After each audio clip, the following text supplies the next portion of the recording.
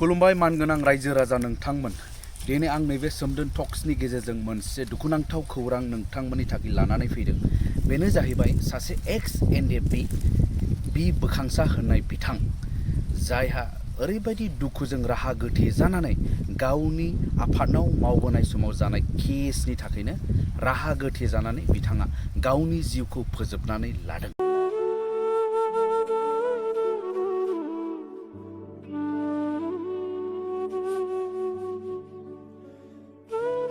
माबायदि फोजोबनानै लादों होननानै बुङोब्ला बिथाङा फासि नांनानै गावखौ फोजोबनानै लादों। अब्ला जों गासै बर' हारिनि रायजो राजाफ्रा साननांगौआ बेसो दिनैनि दिनाव NDFB संगठना एग्रिमेन्ट खालामफैनानै गोजोन गोरोबथा खालामफैखांनायनि उनावबो गोबां Ex-NDFB बिथांमोननि केसफोरा सल्भ जायाखै आरो गोबाङानो जोबथेसालियाव दिनैसिम थानो गोनां जानानै दङ। बेनि गेजेरावनो दुखुनांथावसिन जाथाया नैबे जोंनि बर' हारिनि बै समनि दावहारु बwkangsa बिथांनि जिउआव जानानै फैदों। बेबायदिनो गोबां Ex-NDFBफोरना दिनैसिम गोबां केस दं होननानै जोङो मिथियो।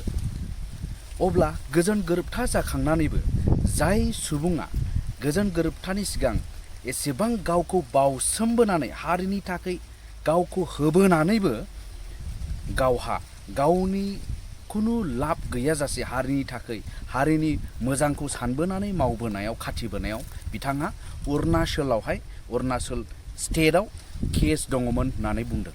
दा बिथांहा केसनि वारेन्ट एबा केसनि बिलाइ सौफैदोंमोन जाहैबाय। बिथाङा फेब्रुवारि दानावनो बियो कर्टआवहाय अरुणाचलनि कर्टआवहाय हाजिर जाहैनांगौमोन जाहैबाय।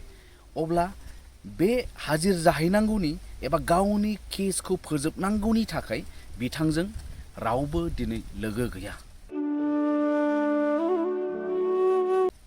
बर' हारिनि थाखाय मावबोदोंमोन, नाथाय दिनै हारिनि थाखाय मावनायाव केस जानायाव बे केसखौ फोजोबनानै लानायाव बे बिथांजों दिनै रावबो गसंफायाखै, जायनि जाहोनाव बिथाङा गावनि जिउखौ फोजोबनानै लानो गोनां जादों।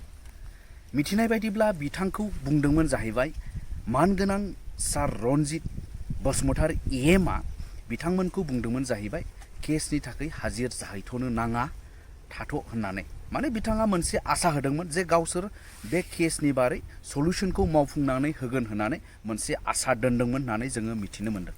नाथाय जेब्ला समा खाथि फैयो बिथाङा खुनु साननो हायि लामा गोथे जानानै रावनिबो हेफाजाब मोननि जानायाव गावखौनो दिनै फोजोबनानै लानो गोनां जाबाय। बेबायदिनो Ex-NDFB बिथांमोनहा गोबांहा केसबो दं, गोबाङा दिनैसिम जोबथेसालियाव दं, इनक्लुडिं सार रन्जन दैमारि।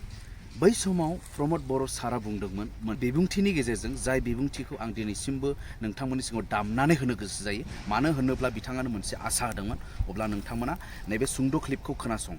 मानगोनां रायजोफोर, गुबुन मोनसेया जाबाय केस थैना थांनायफोरनि थाखाय 5 लाख न'खराव होनांगौ मार्टियारफोरनि थाखाय बेखौ सरकारा इस्यु खालामबाय। नाथाय जोंहा गोबां जोहोलावफोर जेलाव दङ।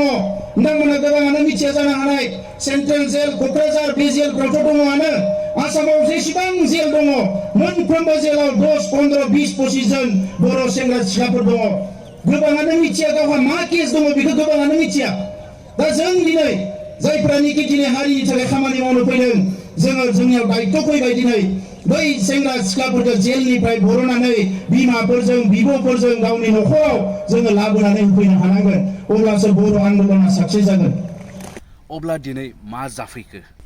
बेबायदिनो गोबां Ex-NDFBफोरहा जायफोरा केस दं बिथांमोनाबो बेबायदिनो सानफा एफा लामा गोथे जानानै रावजोंबो हेफाजाब होजायैयाव गावखौ फोजोबनानै लानो गोनां जाबावगोन नामा? गिदिर साननो गोनां जाबाय। दा दिनैनि जोंनि BTRनि थासारिखौ जों गासै बर' रायजो राजाफ्रानो खोनागासिनो दं, नुगासिनो दं, मिथिगासिनो दङ। उन फिउचारा बर' हारिनि थाखाय मा जानो थांगासिनो दङ, बेयो मोजांसिन जादों एबा गाज्रिसिन जालांनो हमदों, बेखौ जोङो बुजिगासिनो दङ। अब्ला जों गासै बर' हारिया दिनै खौसे जानानै जुदि गसंथायाब्ला बर' हारि एबा जोंनि नैबे ट्राइबेल हारिफ्रानो गोमोरलांनो हमगासिनो दङ। मानो होनोब्ला गोजौनि जिनाखि गभर्नमेन्ट एबा जायफोरा गोजौआव दं सलायगासिनो दङ बिथांमोननि नाजानायखौ जोङो जुदि मोजाङै सिन्था खालामनानै नायोब्ला बिथांमोना खुनु ट्राइबेल हारिखौहाय ट्राइबेल जातिखौहाय दोनालासिनो गासैखौबो जेनेरेलाइज खालामनानै समान मोनथायखौ होनो नाजागासिनो दं बायदि जों मोनदांबाय थायो। मानो होनोब्ला एबा ट्राइबेल एरियाफोरनि जिनाखि अट'नमास काउन्सिल्सफोर दङ बेफोरखौहाय आस्ते आस्ते फोजोबलांनोसो नाजागासिनो दं। बेयो माने बेबायदिनो गिदिर मोनसे आक्रमण खालामजानानै दङ होननानै बुङो। जुदि जों पलिटिकेलि राजनितिकजोंबो ज' जानांगोन, पाब्लिकआबो ज' जानांगोन, जायहा माने खुनु जारिमिनाव जाफेराखै बे जारिमिनखौ जोङो बानायनांगोन। बेनिखायनो जों जुदि पलिटिकेलि इउनिफिकेसन होनना बुंदों, माने जों पलिटिकेलि राजनितिक खान्थियाबो ज' जानांगोन, जिखुनु अर्गानाइजेसनानो जोङो ज' जानांगोन, गासै हांगोन ज' जानानै जों गसंथानानै मोनसे सिमांजों जों थाङाब्ला जों माब्लाबाबो जोंनि नैबे बर' हारिनि जिनाखि जौगाथाय एबा हारि हिसाबै गोख्रोङै सिनायथि लाखिनाय, हारि हिसाबै गोख्रोङै थांनानै थानायखौ जोङो मोननो हानाय नङा। बेनिखायनो आङो जोबोद सिन्था खालामनानै नैबे भिडिअखौ दिनै बानायदों। आं जोबोद दुखु मोनदों नैबे जोंनि एक्स-NDFB बिथां बवकangsaनि खोथाखौ खोनानानै, बिनि जाथायखौ खोनानानै जोबोद दुखु मोनदों।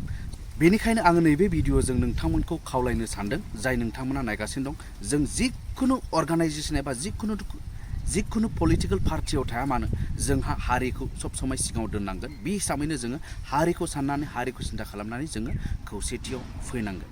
अब्ला दिनैनि भिडिअखौ आं बेखिनियावनो फोजोबबाय। बयनिसिमबो गोजोन्थों। जय बर' हारिनि।